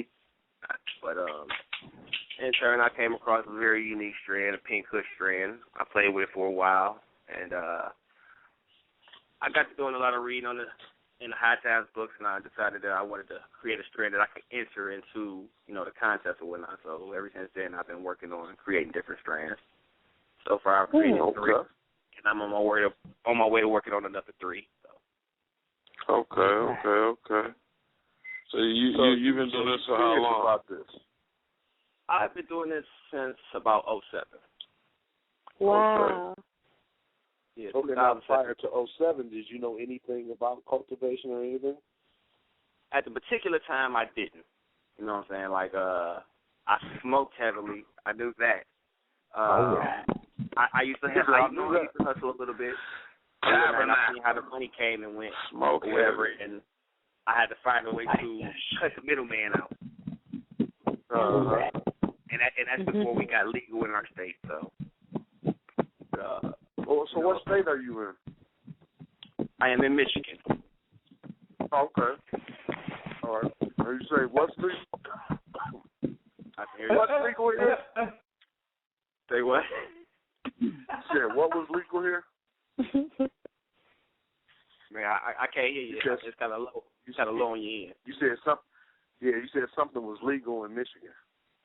Well, it's not legal. It's tolerated in the sense for patients and caregivers. Or what I mean, like me myself, I'm a caregiver. Meaning I can provide up to 12 plants per patient. Meaning I can only have up to 5 plants. So up to up to 7 plants per patient. And hey, what up, Doc? I don't have a car. I don't have a car, but I need like at least 3 plants. Anything you can do. You know what I mean? It's all on it's all on the person and on how you want to go about it. There's a legal way, and then there's always an illegal way. But I'm not going to recommend it to people and things like that. But at the same time, the whole thing about this thing that I do, mum's the word. If you can be quiet, be patient, and be dedicated, this can be a very lucrative business for you. Mm-hmm. Yeah, I ain't gonna tell nobody but like the few thousand people that's listening. Other than that, won't nobody know. I just need like right. You know what I mean? Good shit. I was going to ask, how do you know how the different strands might affect you? Pardon me? How do you know how the different strands might feel or affect you? Do you have any, do you ever strive for any particular goal on what kind of high, is any of that determined by the strand? Or is it just kind of like, let me see what it do? All of that is determined by the strand. Like the way it affects you, the way it's going to make you feel, whether it's going to give you an appetite, whether it's going to make you sleepy, whether it's going to take the pain away. Exactly. Wow. Like indicas, they're more, you would say, like downers, meaning they're like, you would smoke some of that and you're probably going to be on the couch and you might fall asleep. Something like that. Mm-hmm. Like Sativas, they're more uppers. Those are the ones that are going to have you laughing, maybe zoned out. You might start seeing colors or something. You might think you had a hallucinogen or something. Wow. Look at the now is Kush indica or is Kush sativa? Kush is an indica. Okay. And there is a very large craze on the Kush. I guess probably because of the rappers and things like that, but I would like to let everybody know Kush is not the best strain. Tell them again, church, baby, church. Tell them again, damn it. Kush is, everybody sold on this Kush strand or whatnot. Kush is all right. Kush is like an Afghan skunk strand. It's cool. You do have something you get kind of strong or whatnot, but like I said, a sativa strand will blow some Kush out of the water. All right, now tell me this. Yeah, that's what I'm talking about. Some chopsticks and monkey paw. Chopstick. Yeah, that's stuff that'll have you. Can you make that happen, nigga? I'm gonna tell you, as far as like the tie stick and those type of joints right there, the majority of those are extinct, and if they're not, they are under very close wraps. People are not letting them go. So okay, I can understand that. What about that headbanger shit? That headband. Can you make that happen, nigga? Yeah, headband is all right, but I wouldn't even recommend headband. I got something. Okay, then just tell me about Diesel. Diesel. Hey, hold on. Now, that's what we about to start with. That's my very favorite. Sour Diesel. Hey, talk to me, baby. That you can barely even hit the blunt. That shit's so strong. Tell me Diesel, about that. Real Diesel. That's not. It depends on the smoker. Because, I've been smoking since close to 20 years, and I've maybe only ran across 3 strands in particular that I can say, damn. You know what I'm saying? Like I've had something that tastes real, but I've had 3 particular strands where it's like some one-hit quitters. Right. Like Sour Diesel. Sour Diesel is cool and like give you a good mellow high. It dry your mouth out real bad and it make your mouth taste like sourdough or whatever. But it's cool. But at the same time, they do have strands like I said, that are. Put it like this. This summer, I'm having a strand out called Cheesequake. Cheesequake is like on the lines of some blueberry cheese Danish. That's what the taste is on the inhale. On the exhale, it's like some blueberry cherry lavender type stuff like that. Wow. Oh, yeah. It's real mouth-watering, tasteful stuff. You ever had so that will that make you hungry? That cat piss? Make you had a munchie? I've had some before and I don't like it me myself. Which one is that? Really something called catfish? Yeah. It's called cat piss, and when you smoke it, it smells just like cat piss. You couldn't pay me. You couldn't even pay me. I'd be like, something wrong with that. They literally have a strand called dog shit. Oh no! Again, I'm leaving at that point. Like y'all some crazy mom. I'm out. But the thing is, the only reason they call it that is because in the growing stage, in the beginning stages, it smells like dog shit. But in the end, the finished product is excellent. It's just the beginning stage. To grow it, it's just the smell is just awful. What, the flowering process? It smells like dog. I mean, dog shit. Like catfish at the end. I got that dog shit. You want to hit it? It just made me want to say no automatically. I got that killer. One hit, you gonna pass the fuck out on the ground. What's the difference Right. between weed that's grown in water and weed that's grown in dirt? That's hydroponics, right? Well, that I know of, there are actually like 3 kinds. You have dirt, you have hydroponic, and then you have aeroponic. Now, the dirt process it takes a little bit longer, but you do have a stronger nutrient base, meaning your plant would never really miss out on nutrients. But at the same time, you do, depending on what type of person you are, like if you're a grower and you're growing for yourself, you don't mind the time, then that's cool. But you like so it's time consuming, so that's one thing. Dirt is very, very much a lot time consuming versus like aeroponic or hydroponic. Aeroponic is maybe the fastest, the most, I would say, healthiest in a sense, because you really don't have any toxins or anything left over once you're done with it. But like I said, to each his own. But some will say that, oh, dirt is the best, this, that, and the other. But I've proven them wrong time and time again. When I came with mine, and I would let them think that it was dirt, and oh yeah, this is way better than that. Then I let them know how I done it. And then they like, oh, with it. The years of my years of tribulations with weed, I can tell when weed is grown in dirt.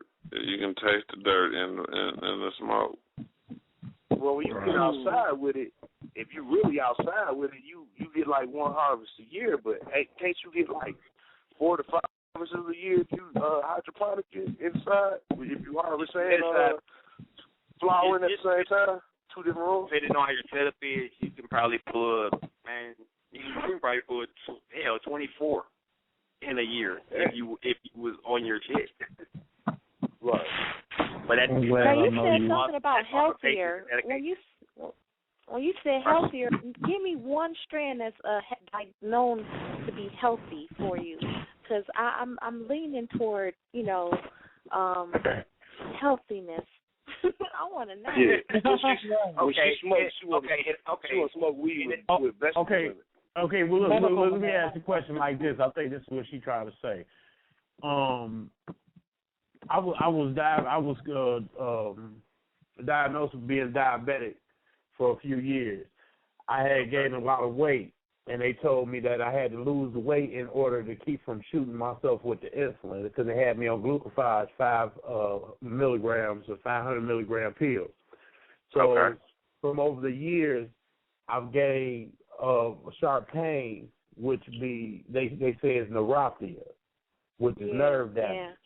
They say that when I smoke the weed, I'll be cool and relaxed. I don't have the pains no more. Now, I'm one of them, you got to show me. Don't run that dumb shit off on me. But I've noticed as I've gotten older, it does. You dig what I'm saying? It do relax me with a point on the nerve tip. That's really where it be at for me. You know what I'm saying? On top of the fact that I enjoy what I do. Now, I'm glad to fucking know you, but tell me this.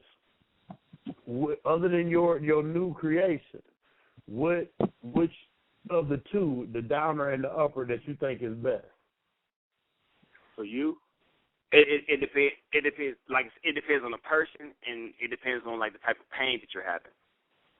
But if you're having neuropathy and the sharp pain, if you're having if it's a constant sharp pain, I would say the downer will be better because it's going to relax you a lot more.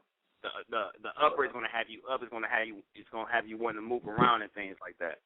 But at the same time, it will dull and numb the pain just as well. But at the same time, if you have those type of pains, you want to relax. You don't want to do all that moving around.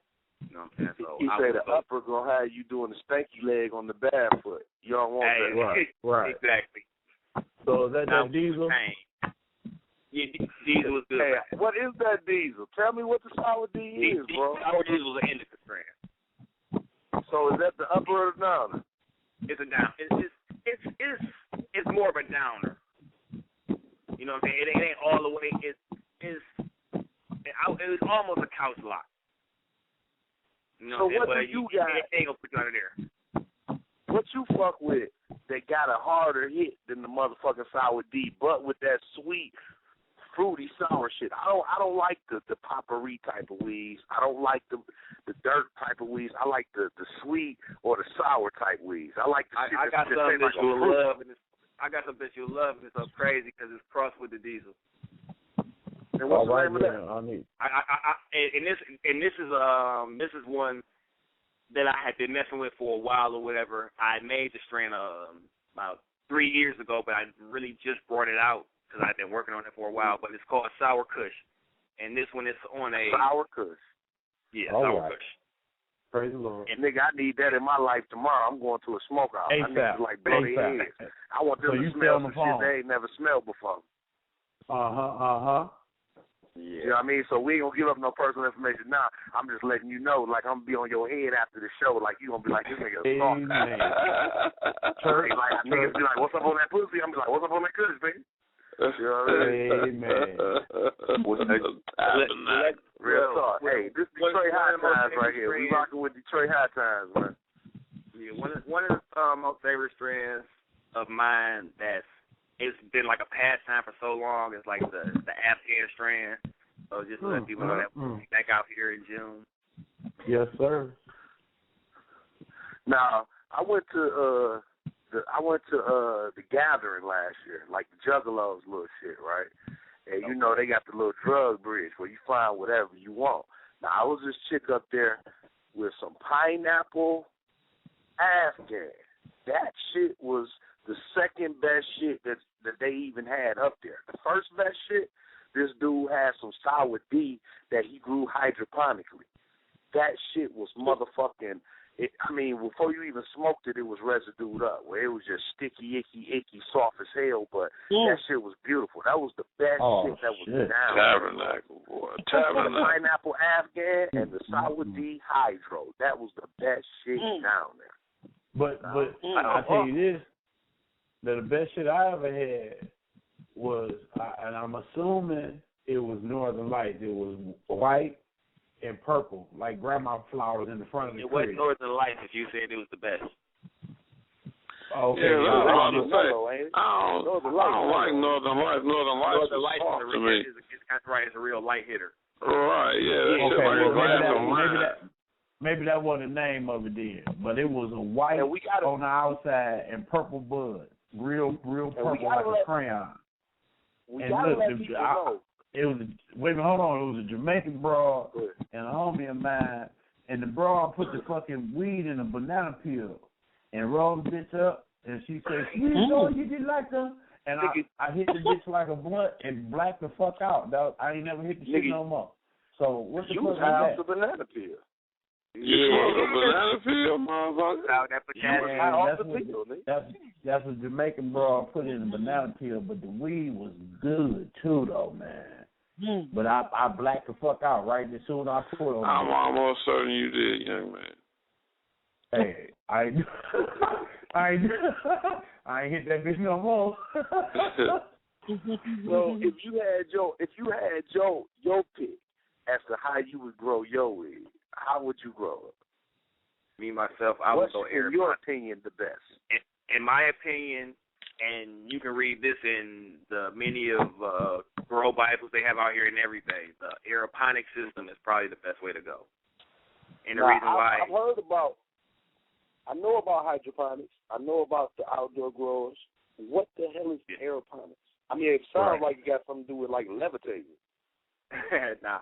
Aeroponics, in a sense, it's in a sense similar to hydroponics. The only difference between aeroponics and hydroponics is hydroponic, when you grow in those, your roots literally sit in the water versus aeroponic where your roots sit in a substrate and your nutrients pretty much just sprays on your roots and it runs right off back into the reservoir.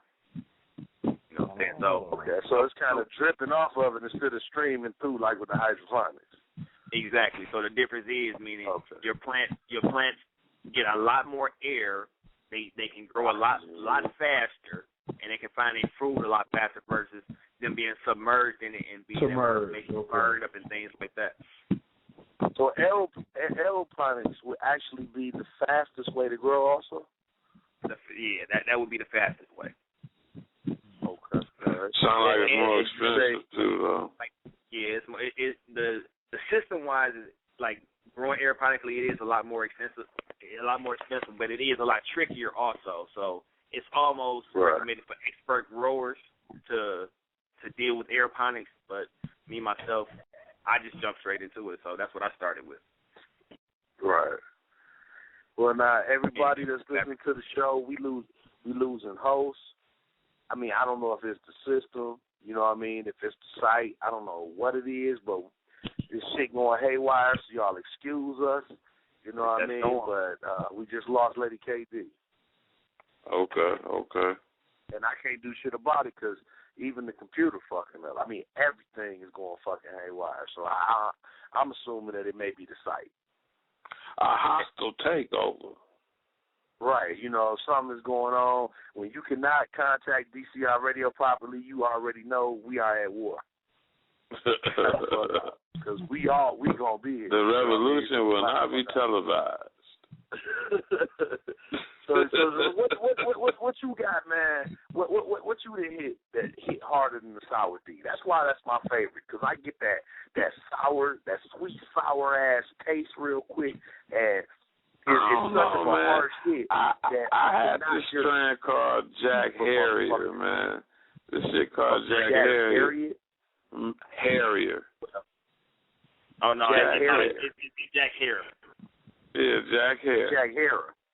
Yeah, Jack Harrier. Now, what's shit. that? I have the slightest idea. I couldn't tell you. I don't know exactly what the strain is crossed with. I know the guy has it's a white guy that actually somebody made the strain and named it after him. He's like an old grower from back in the day, but somebody named the strain after him, and it's supposed to be one of the best strains going, but I haven't touched it myself. Cause I had it. Man. I would say the strongest strand. I would say the strongest strand that I've had came from Tampa Bay, Florida, and it was a strand called Julio Iglesias. Yeah, I don't know where it came. Julio. Oh man, listen, the color of it was like, say, cardboard color, like just tan, and it was real fluffy. 3 hits of this, and I had to go to sleep in the back seat for at least a half an hour. I've always heard of some shit called Maui Wowie. I've always wanted to have some of that. I had some of it. It's pretty good. It's a real sweet taste. Got a good high.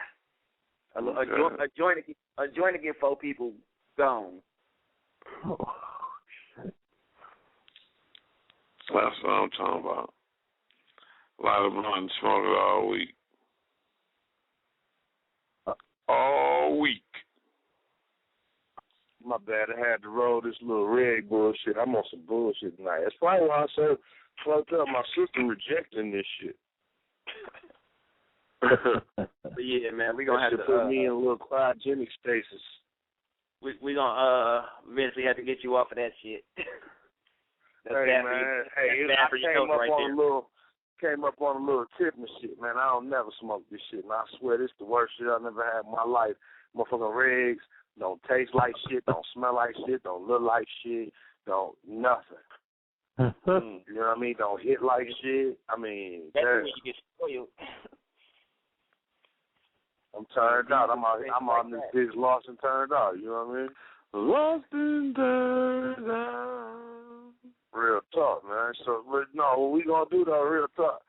Hey, we got this smoke out tomorrow. We gonna get offline and we gonna fuck with you though. Real talk, because it sounds like you know what you're talking about. Oh yeah, definitely. Like I say, I've been doing it for almost 6 years now. I've been doing it since 2007, and I haven't done anything but got better. And for what I do, anybody who's doing the same thing I do, hey, I put mine to the test on anything they got.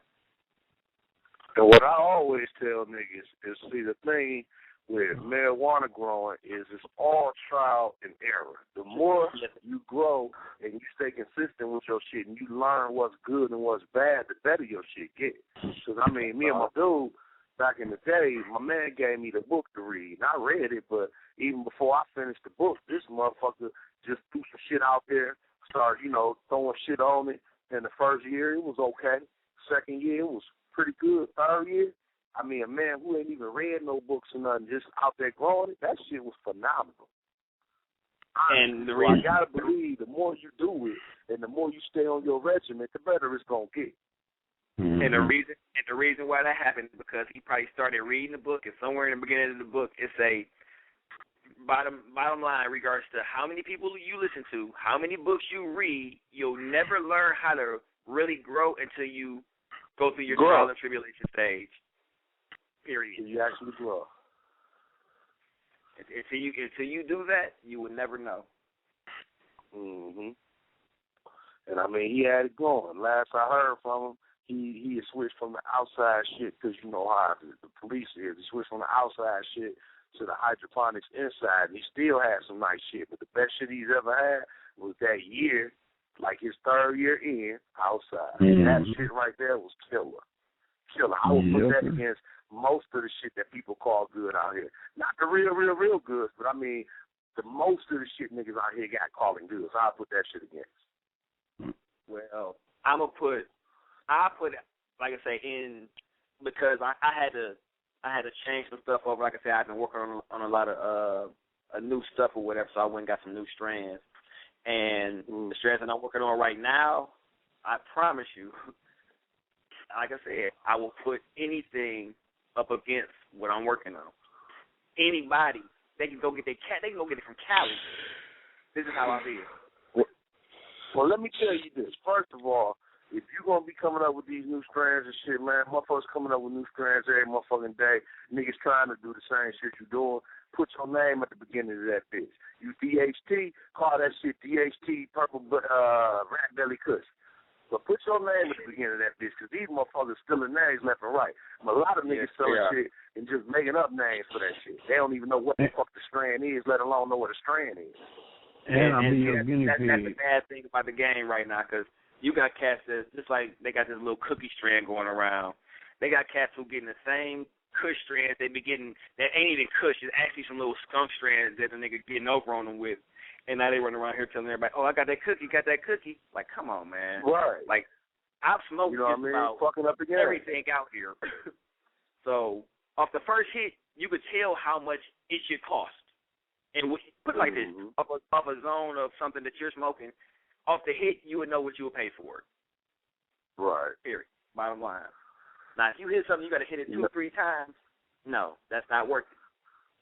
But if you could hit it one time and you could tell everything you like about it, yeah, that's a good one. Right. Hell yeah. and I'll be your guinea pig. That's that motherfucker you tell everybody about shit. So you say your beast is what? What's the name of your beast that you got? That you came up with? Oh, the one that I created so far. Like I said, I did the sour kush and I did the pink and berry. Sour kush and pink and berry. I need to try both of them. Yeah. Sour kush and pink and berry.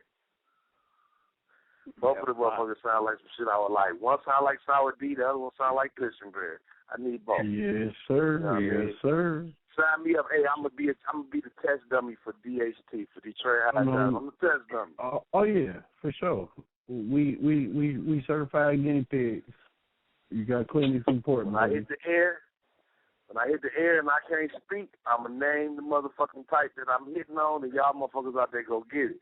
Because, see, y'all think that Detroit ain't really got that shit. What you got to understand is, it began with the outside shit. So, of course, Cali and all these warmer climate places are going to be getting down. But once you incorporated hydroponics and, like you said, aeroponics and stuff like that, where we actually can go do it ourselves, man, don't y'all motherfuckers get to sleep in no Detroit. We got that shit.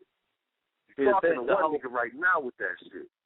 The whole problem with it is everybody looking at Cali like Cali got all this. They got to understand, Cali been doing this for like 16 years.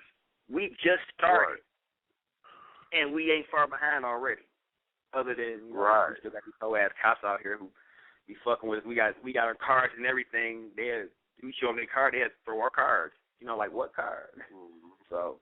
Like I say, no matter what, I would recommend to anybody who's out here trying to do this, I don't care how legal you are, treat this as if it was the most illegal thing you were doing.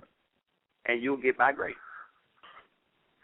Hey, and I must how legal it is. Don't tell motherfuckers what you doing. That's our niggas' greatest downfall. Tell your boys what you doing and come up missing. You don't know who took what because you told 15 niggas. Running your mouth, want to show everybody what you're doing. Man, yeah, you know what I mean? That's not how business works. Niggas will love to smoke it. They don't need to know how you grow it. Bill Gates didn't show everybody how he built Microsoft, did he? You feel me? That's the real deal. That's what you get paid for. The shit other niggas don't know. Yeah, like I try to tell a lot of cats. That's what you get paid for. Just like in what I do, a lot of cats, they come and they ask me, hey, how can I do this? How can I do that? Honestly, I tell them like this. Listen, man, what I do is a business. The knowledge that I know, it actually costs. But guess what? It's free to anybody who want to know. But they say the easiest way to keep something from a black man is put it in the book. Most black guys don't like to read. I'm not one. I love We'll to never read. find it. These niggas need to start picking up these books and reading. And so we'll never find it. You put that motherfucker in the book. That's the whole Dummy Lamont. Big Dummy Lamont. So when it comes to the shit that's out here, especially in the Detroit, because this is where we at, but just pretty, you think most of it is what people say it is, or you think a lot of people kind of just grasp the name or whatever they feel like it tastes like when they hit it, or you feel like they actually, most people actually know what strand they have? No, the majority, from experience, the majority of the people don't know a damn thing about what they just know it's weed. You know what I'm saying? They smell, like, now don't get me wrong, they might have a nose, they might, you know, because if you smoke, you got a nose for what smells good and what don't. You know what I'm saying? So if it smells good, or if it smells a little funky, first thing they're going to say, oh, that's Kush. You know what I'm saying? Which 9 times out of 10 is not Kush. Most people, like regular Kush, like real Kush, man, you know, it look like reds. You know what I'm saying? It don't look all pretty and all of that. Like real Kush. Right. Like that, I've seen a person hit that and fall out, like just black out off of what hit. Not, you know what I'm saying? Not he did the you don't see that around here. here. Pass out with his eyes. Yes. Yeah, but the majority of the people don't know what they're talking about. And I believe that. A lot of people just grasp onto a name. You know what I mean? They hear some shit, they think it's fruit, and it's this. Or they hear some shit and they think it's similar to bubblegum. Oh, this bubblegum Kush. Nigga, you got to be real with that shit. You know what I mean? Especially if you fucking with the motherfucking seeds and cultivation and shit like that, because you fuck around putting raw names out here and you got niggas who really dealing with, nigga, I bought a seed from you. I want this. And that's the whole, you know what I mean? They don't understand what that can do to a person out here, man. But this is real. This is real life. You dealing with niggas' lives out here. But motherfuckers don't look at weed that way because weed is one of the few, if you want to classify it as the government, weed is one of the few drugs out here that you really and truly usually don't double your shit. You know, you double with most dope. You double with the rhyme. You double with the cane. You double with most weed. You don't double with weed. You make your money off of weed off of the flip. And that is I'm strictly talking about medicinal. Exactly. That's 100% true. And I've been trying to figure that out for a long time as far as like a lot of other people do their thing. Like I said, I've been doing this for 7 years. And well, since 07, not 7 years, since 07. And in that entire time, I've worked, let me see, 07, 12, so that's 6 years. In 6 years, man, I've worked 5 months of my life for someone. The rest of that time, you know, this is what I've been doing. That speaks for itself right there. Oh, definitely. That let people know you know what you're doing because you got motherfuckers who been fucking with you. You know what I mean? And this is all I do. I don't sell no dope. I don't sell no heroin. None of that. This is all I do. You know what I'm saying? So. Hey man, I really hate that we got to you late, bro, because I learned a lot from you, and I want to learn some more. If you wouldn't mind, I would like to see if maybe you can come back within the next couple of weeks. We kind of got a full week next week with a lot of positive black shit, man. It's gonna be a motherfucker next week, real. I'll be calling in if you just to get on the conversation. Come back in a couple of weeks or something, man. I like to get more in depth with you. You know what I mean? Hey man, I definitely appreciate it, and I definitely would. All right, for sure, man. Detroit HighTimes. All right, y'all. You know what I mean? It's Detroit HighTimes. You know what I mean? We got that shit popping in Detroit, Michigan. The same shit y'all niggas think y'all getting out here and out there. We got that. We got different shit. You know what I mean? This one man right here that's telling the real, and he know what he doing. You know what I mean? So at this point, you know, we about to pop out this motherfucker and smoke some more. La Brazil, she couldn't be here. I like to thank Flawless. I like to thank Sweets. You know what I mean? I like to thank DJ Lady KD as all.